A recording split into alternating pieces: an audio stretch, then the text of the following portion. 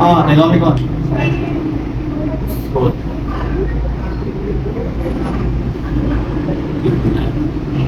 چیه چته؟ یه پیشرفت چشمی داشتم.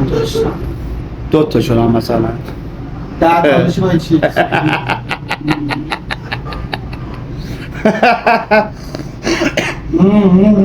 نه داشتم از خودمونه. از خودش نیستم چرا؟ اصلا امروز آوردم که سر با هم دیگه باشیم با هم دیگه. خفه شو. خود خفه شو. برمیان خفه شو یعنی خفه شو. عجب بیشوریه. من برم بندازم ورد میام. باید جنینم که منو بندازی.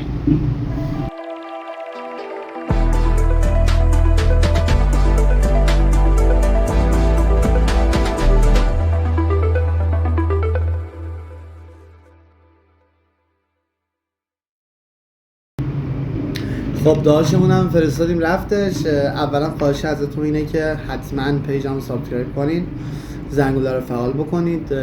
پیج که نه البته چنل من وارد نیستم، به خدا اولین بارم نها کنید. اول کلیپ من لباس سفید تنم بودش، الان لباس مشکی تنمه.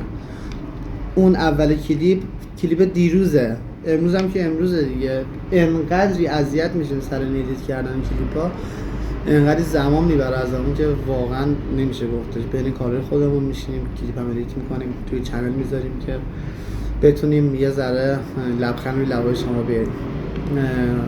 خب امروز میخواستم راجع به ندارم به خدا هیچ محتوایی ندارم. محتوا رو شما رو بدین من براتون کلیپ درست کنم، ویدیوشو بگیرم ادیت بذارم. اولین یوتیوبری هم که اینطوری میگم به خدا.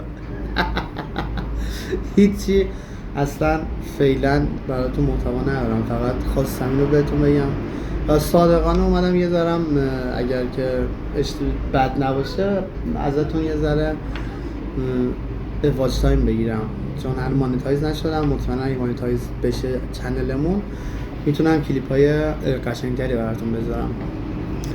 همین دیگه. شما رو به خیلی مال و به سلامت. بای بای.